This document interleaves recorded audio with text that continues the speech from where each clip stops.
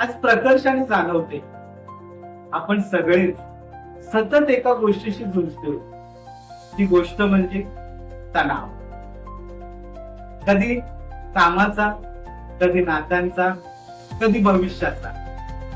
तणावामुळे मन खच्चीकरण होते. तणावामुळे विचार खुंटतात आणि तणावामुळे आपल्या आयुष्याचा रंग फिक्कट होऊन जातो.